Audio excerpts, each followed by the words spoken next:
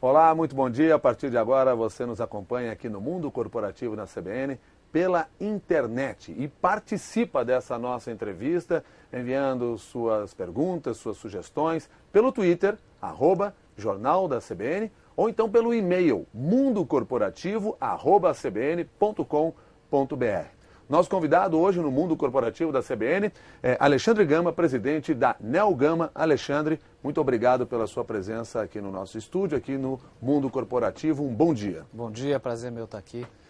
Alexandre, no imaginário popular, a agência de publicidade é um bando de louco. Isso condiz com a realidade? Não, olha, talvez houve um tempo mais romântico em que uma loucura sadia, né, era atribuída à criatividade, porque o principal insumo da atividade de uma agência é a criatividade. E é muito notório, é muito fácil você associar a criatividade com esse adjetivo, né, loucura. Mas eu garanto para você que hoje em dia uma agência de propaganda, pelo menos uma boa agência de propaganda profissional, ela é tudo menos um lugar louco. Ela é um laboratório de ideias, com capacidade para fazer com que aconteça um processo criativo. A gente é capaz de gerar loucura de uma maneira muito sã e planejada. Uma agência se faz só com a criatividade? Não. Eu sempre costumo dizer que criatividade é ponto de partida, não é ponto de chegada, é meio e não é fim em si mesmo, né? Criatividade, para mim, ela tem uma aplicação prática, né? Ela é o começo de alguma coisa, sim, porque a criatividade é a grande resposta a todo problema que a gente pode imaginar na sociedade, em termos de indústria, comércio, qualquer dos campos em que a gente tem gente envolvida, tem problema, tem questões a serem resolvidas. E é a criatividade que resolve essas questões. E criatividade é algo que nunca ninguém pensou? Não. Tem um mito, se acredita muito que a criatividade é inspiração, que é baixar um santo, baixar uma luz, e pelo menos a minha visão não é essa. A criatividade, tudo existe, é muito difícil hoje em dia você conseguir algo que nunca foi criado, nunca foi visto, nunca foi ouvido, nunca foi falado. O que existe é a recombinação desses elementos todos, criando um elemento novo. Eu posso te dar um exemplo que as pessoas conhecem muito bem e que tem sido muito falado, que é, por exemplo, o iPhone. O iPhone é algo completamente novo. O resultado do iPhone é algo completamente novo, mas ele nada mais é do que a junção de várias plataformas e soluções de tecnologia que já existiam, só que combinadas de uma maneira nova. Para mim, criatividade é isso. Pode ser um outro olhar sobre as mesmas coisas? Aliás, geralmente, é obrigatoriamente um olhar sobre as mesmas coisas, sim. Isso a gente aprende a fazer, isso a gente desenvolve. Como é que você pode trabalhar dentro dos profissionais? Porque eu imagino assim, ninguém nasce do dia para a noite criativo. No mínimo tem que ter um mínimo de conhecimento. É menos conhecimento. Eu acredito em talento. Já me perguntaram muito assim, você acha que criatividade é uma questão de talento ou uma questão de trabalho? Eu acredito que a criatividade tem que começar com o talento. Tem gente que tem isso mais naturalmente presente na maneira de ser, na maneira de pensar, principalmente.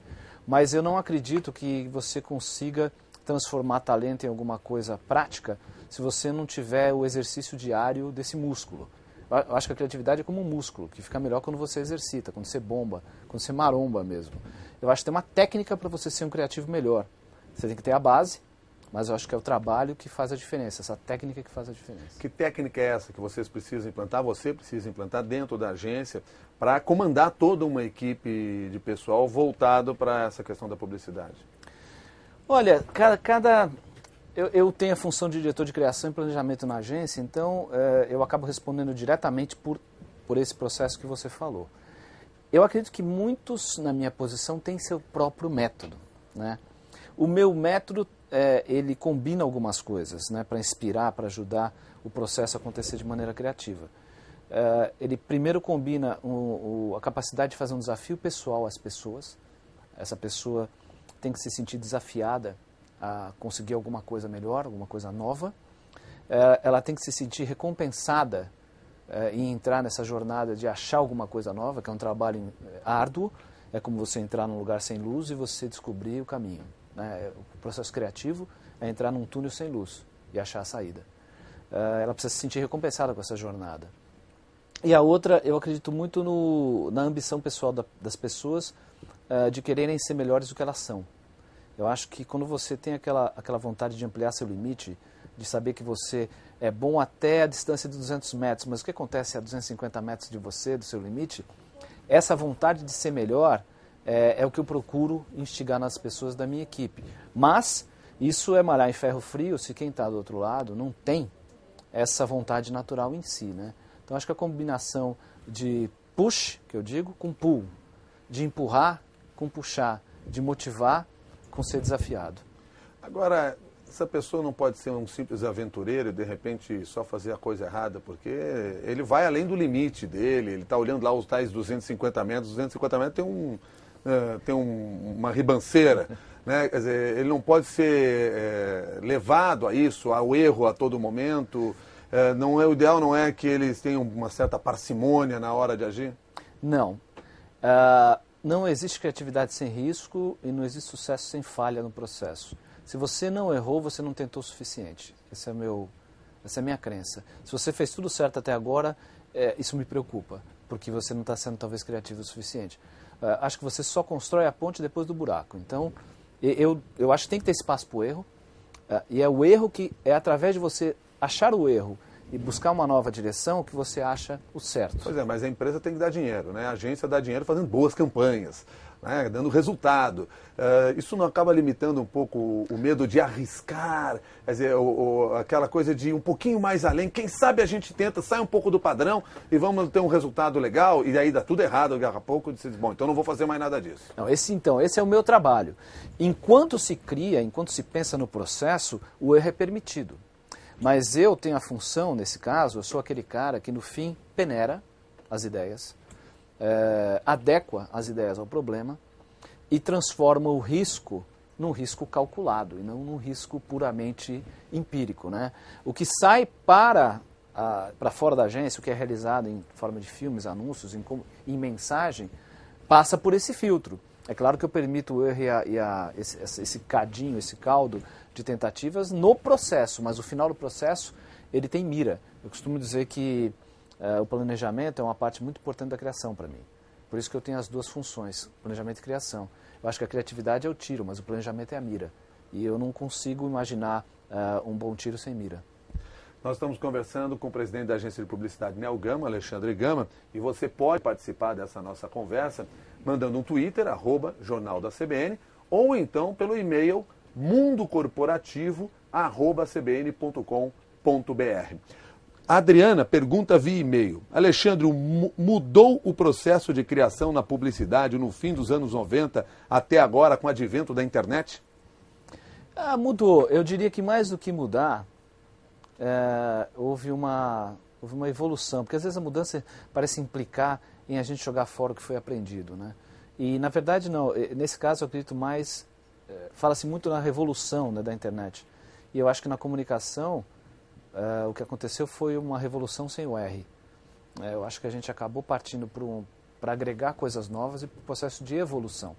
Então hoje a gente tem uma ferramenta nova para trabalhar, que mais do que uma ferramenta interliga os outros meios e força o criativo a pensar de maneira mais holística, mais global, mais ampla.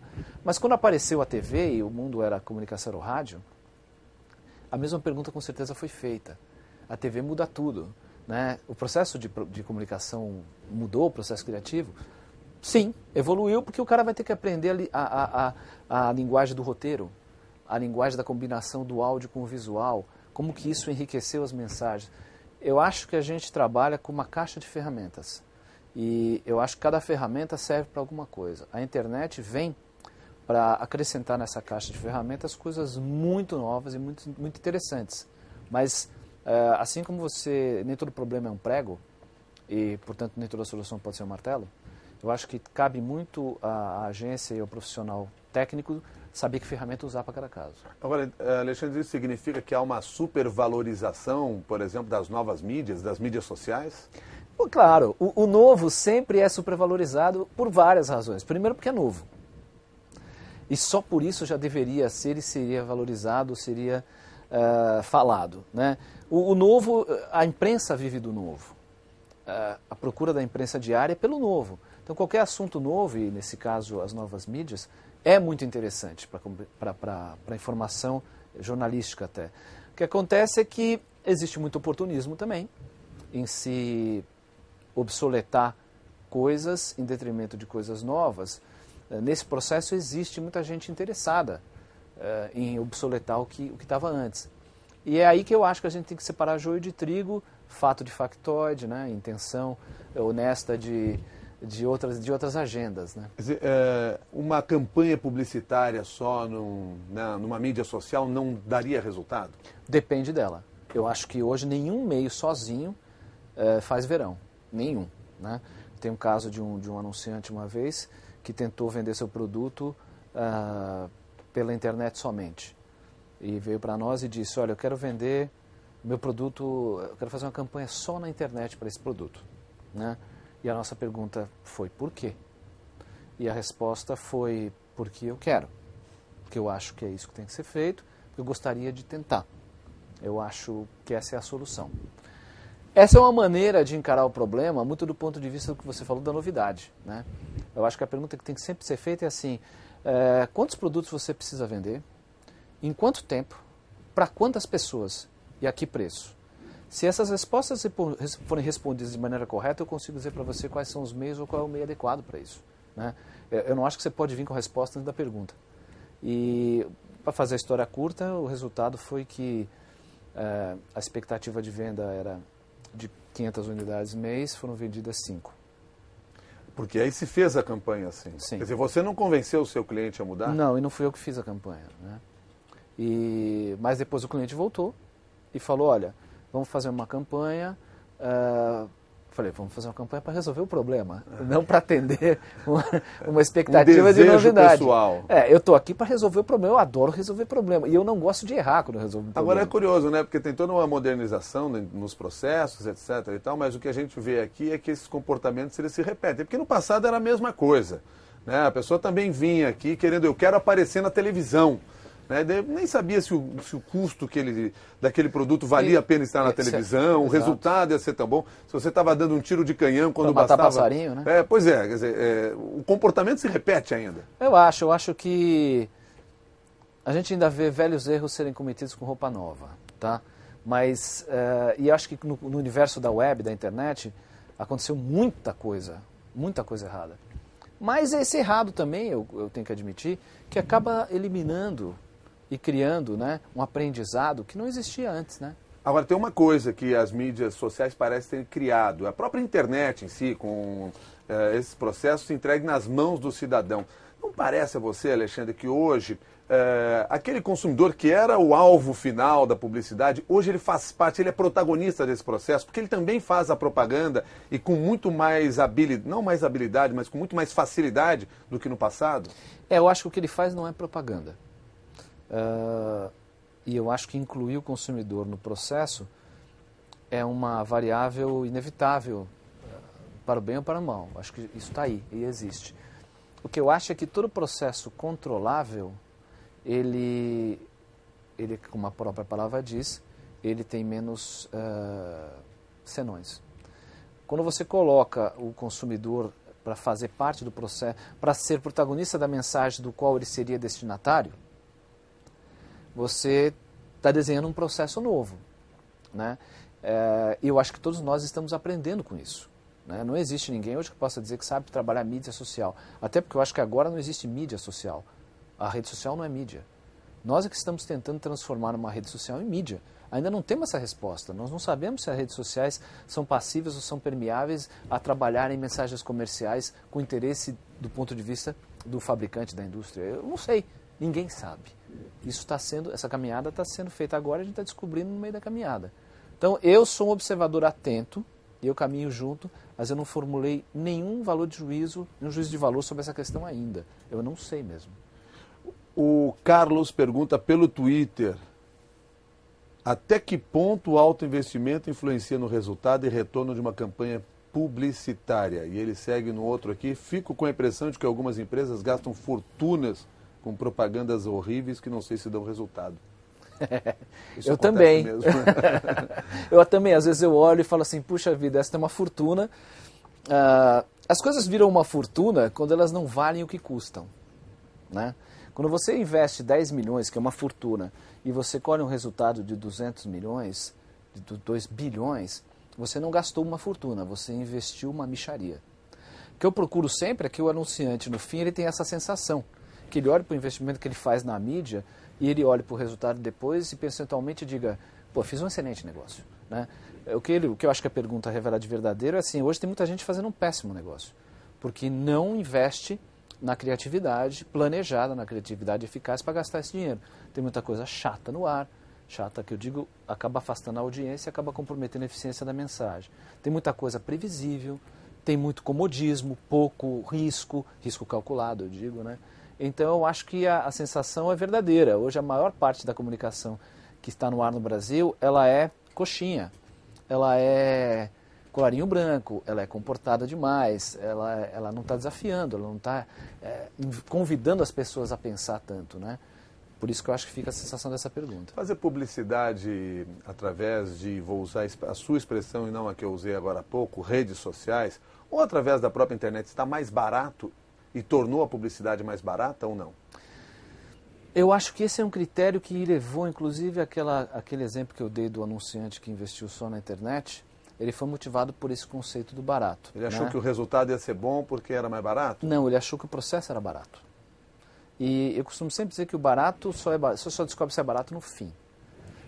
Esse é um barato que saiu caro, né? Então, existe uma ilusão de que esse é um processo de produção de mensagens muito mais barato mesmo, né? Por quê? Porque ninguém sabe cobrar por isso ainda. Você olha hoje um processo industrial de produção de um comercial para a TV, ele é um processo industrial mesmo, de linha de montagem, e ele tem um custo. E esse custo hoje está muito bem conhecido. Todas as etapas do processo da produção de um comercial são muito conhecidas e têm seus valores muito claros para todos os lados. Nas redes sociais, produzir uma mensagem é uma coisa completamente diferente. Você pode colocar uma mensagem a custo zero numa rede social.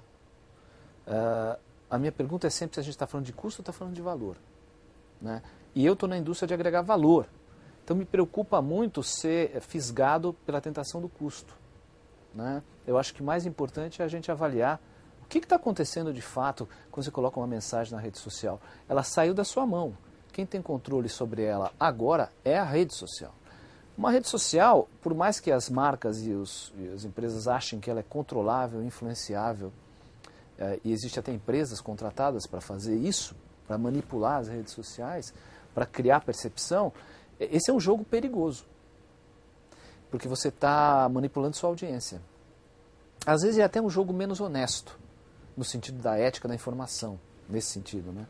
Porque um comercial na TV, ele é um break, ele é um intervalo. Ele é claramente uma mensagem que a pessoa sabe que está recebendo como mensagem comercial. É um jogo claro, é um jogo honesto. Assim, estou aqui para te dizer do meu produto. Se você quer ver ou não, é com você. Nas redes sociais existe um trabalho subliminar, existe uma tentativa de que essa mensagem faça parte subliminarmente ou mais disfarçadamente do que está sendo discutido na rede. Quando o público vê isso, ou quando percebe isso, eu acho que na maioria das vezes o resultado não é bom, não é positivo para a marca.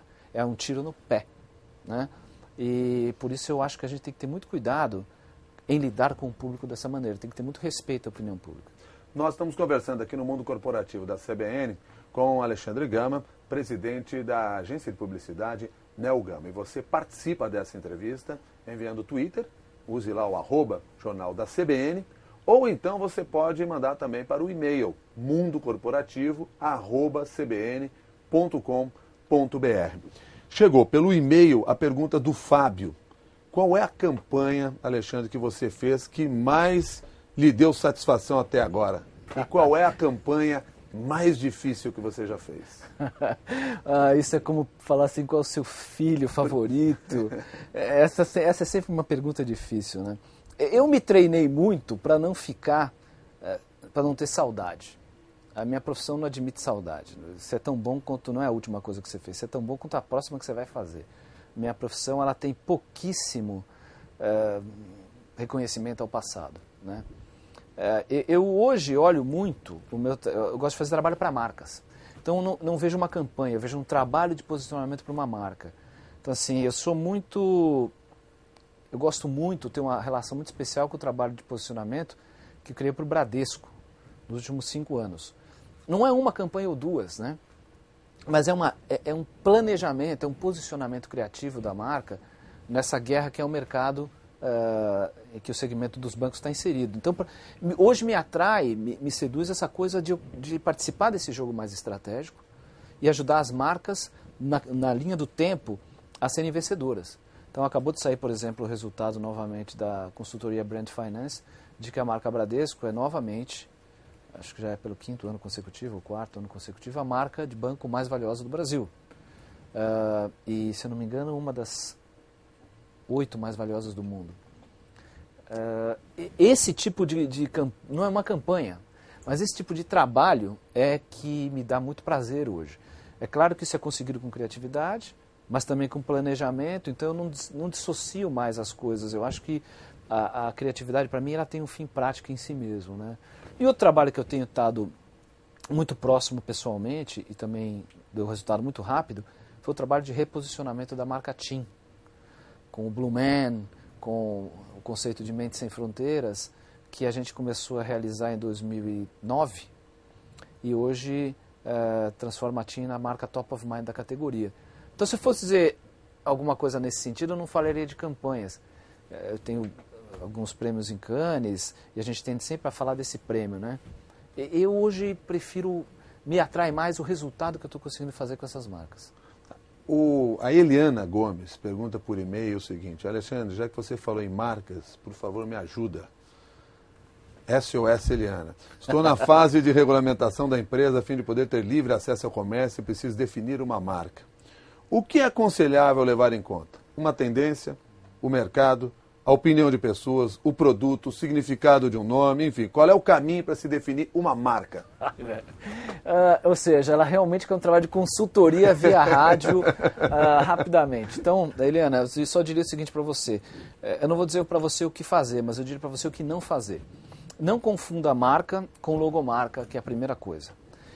É claro que você vai precisar ter uma identidade para a sua marca, um nome, uma identidade gráfica para a sua marca, mas o trabalho de marca mesmo não é esse. O trabalho de marca mesmo é que personalidade, que cara, que valores, qual vai ser a missão, visão dessa marca daí para frente. Porque hoje existe até consultorias de design em marca no mercado pretendendo fazer um trabalho de posicionamento de marca, que são coisas completamente diferentes.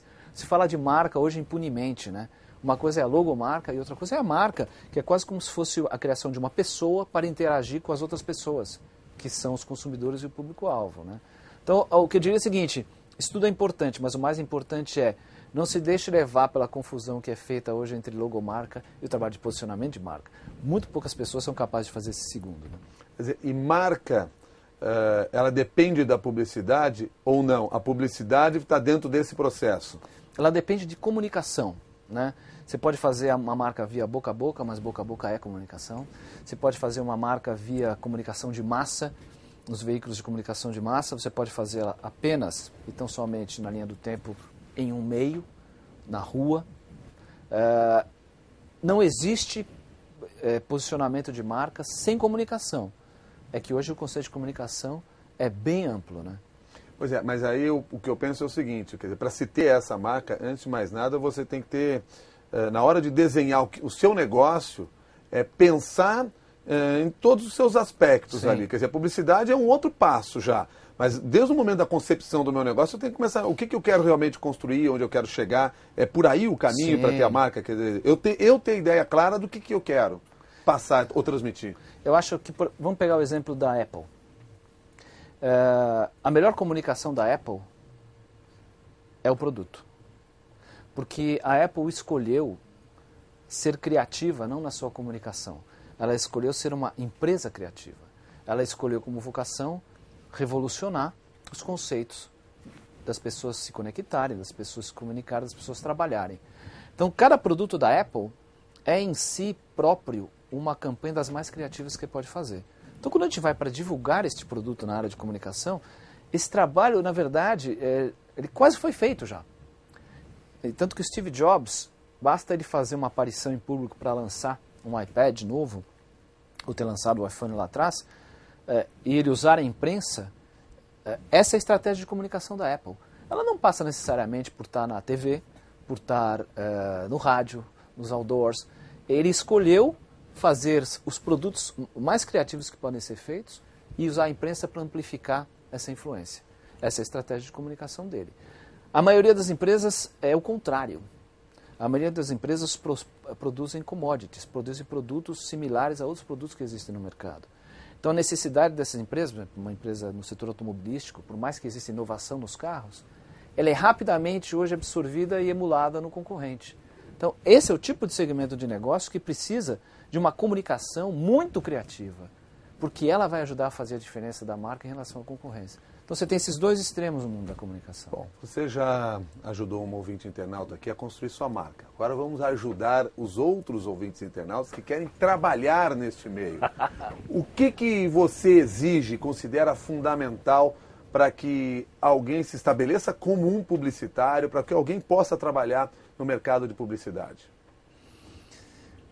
Bom, tem várias áreas dentro do mercado de publicidade, né? Se a gente for falar da criação, da criatividade, e eu não tenho departamento de criação na Nel Gama, a gente optou por fazer uma empresa de criação, onde a criatividade tem que ser a razão de tudo. Mas, eu acho que para participar desse mercado, como um agente dele, você tem que realmente ter uma base de talento criativo, é uma premissa.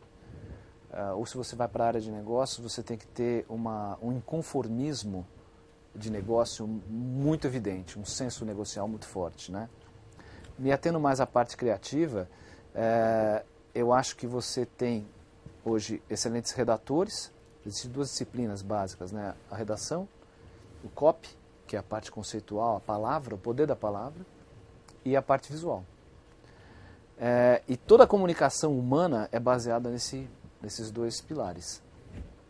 Então você se interessar, dominar, conhecer, praticar essas duas linguagens é o ponto de partida obrigatório, né? Ler muito,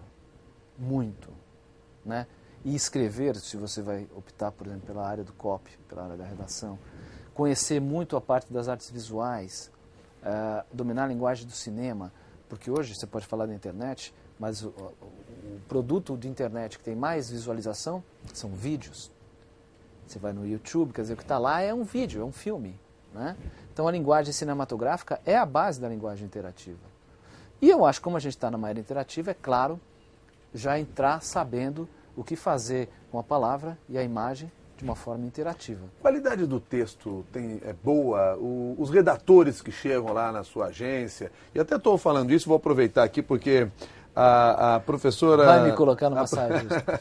A professora Nancy Trevisan pergunta assim: Alexandre, você sabe dizer se o ensino da faculdade de publicidade está alinhado com as necessidades do mercado? O que falta para isso acontecer? Qual conselho você passa para os novos publicitários que chegam ao mercado de trabalho? E aí eu vou retomar aquela pergunta e dei tempo até para você pensar um pouco mais sobre esse assunto. Você tem consciência clara sobre isso, mas talvez não sei se não queira ferir aqui ou ali. Mas a qualidade do texto, como é que é hoje? É complicado? É sofrível. Indo direto ao ponto. Eu trabalho com isso todo dia e também existe uma mística nessa palavra texto, né? Parece que eu não preciso saber texto, porque texto é uma coisa do anúncio. Hoje não existe isso, a leitura é muito mais dinâmica. E esse é o grande erro cometido por uma geração que não queria se aprofundar no texto, no poder da palavra. Você não consegue conceituar nada se você não pensa bem. E você só pensa bem se você é estruturadamente treinado para trabalhar com a palavra. Então, quando eu falo do texto, quando eu falo do copy, a coisa mais distante que eu posso estar falando aqui é sobre escrever um texto. Eu não estou falando disso. Estou falando da sua capacidade de raciocinar, de pensar organizadamente e criativamente, que só a leitura, que só o poder da palavra dá para você. É um treinamento que tem que existir. E o que eu tenho sentido é que se você não se expressa bem na hora de escrever alguma coisa, na hora de se comunicar com alguém, dificilmente você vai ser um grande escritor, um grande publicitário, isso é impossível, né? E eu tenho visto muita gente chegando no mercado sem esse requisito básico. É realmente sofrível. Assim, eu digo sempre o seguinte, né? Assim como nenhum vinho é bom em todas as safras, nenhum talento é obrigatoriamente bom em todas as gerações, né? A gente não tem aí uma obrigatoriedade de a cada geração nascerem 5, 10 grandes profissionais nessa área. Não é assim. A gente está procurando os talentos dessa área. Eu acho que hoje eles estão mais raros. Isso tem a ver com o que foi perguntado aqui pela professora, agora passou aqui o nome dela, a Nancy, que ela... está aqui. Nancy Trevisan, quando ela diz que pergunta para você se as faculdades estão alinhadas com as necessidades do mercado? Eu sinto que, pelo menos, eu conheço poucas faculdades, né? Esse é o problema. Então eu estaria falando isso sem muito embasamento, né? Eu acho que ela deve ter uma tese e está querendo checar essa tese, e eu acho legítima. Eu tendo a achar que, como os profissionais chegam no mercado dessa maneira que eu descrevi, eu posso intuir que o trabalho de base feito nas escolas pelas quais eles passam, talvez não esteja sendo feito a contento. Mas eu também posso intuir que esse estudante é que não esteja tirando proveito suficiente do que ele aprende lá. Mas eu também queria relativizar aqui a importância do curso na formação desse profissional, né? É muito importante você ter um curso de faculdade, um curso básico, mas essa é uma profissão que você, na escola, você é mais informado do que formado. Você tem que passar por ela, eu acho saudável, importante. Agora, ela não vai te dar a formação propriamente dita para estar nessa área. Essa formação tem que ser vivida, né? Então, talvez seja isso também esperar muito, ver alguém já formado na minha área recém-saído de uma faculdade. Muito difícil, diferente de engenharia, que você realmente sai com os conhecimentos num nível muito bom para começar a praticar, né? O cara tem que criar calo. Quando você desenvolve trabalhos dentro da própria agência, levando pensadores, personalidades, gente que tem algo a dizer para os seus funcionários, para o seu grupo de trabalho, você está tentando resolver parte desse problema ou você está agregando mais informações para ele, mais valores para eles? Qual é o objetivo ali? Eu estou fazendo algumas coisas ao mesmo tempo, né? Quando eu criei esse Neo Encontros na Neo Gama, tentando levar essas pessoas e levando, né? Já estamos na 3ª edição. Foi, primeiro, uma provocação intelectual. Segundo, uma formação, uma tentativa de formação e informação também. E enriquecimento do nosso ambiente de trabalho, né? Toda a arquitetura da agência é diferenciada de todas as agências que existem no Brasil, mas isso não pode ser só físico, né? Só na arquitetura. Você tem que ter pessoas diferenciadas também, um ambiente diferenciado. Então, a minha tentativa primeiro foi com a Marina Abramovic, depois o Ferreira Goulart e agora foi o Fernando Reinach, que é um cientista e empresário. Então, você vê que são coisas muito diferentes. E a tentativa é meio que, eu acho que a gente tem uma aura mais renascentista, no sentido do conhecimento hoje, tentar pegar de todos os lados, né? O Renaissance Man, aquele cara que escrevia, desenhava, pensava, era cientista. Eu acho que hoje as ferramentas estão aí para a gente praticar isso. Bom, vamos só matar aqui com as 2 últimas perguntas aqui na minha mão. Caroline Pastore.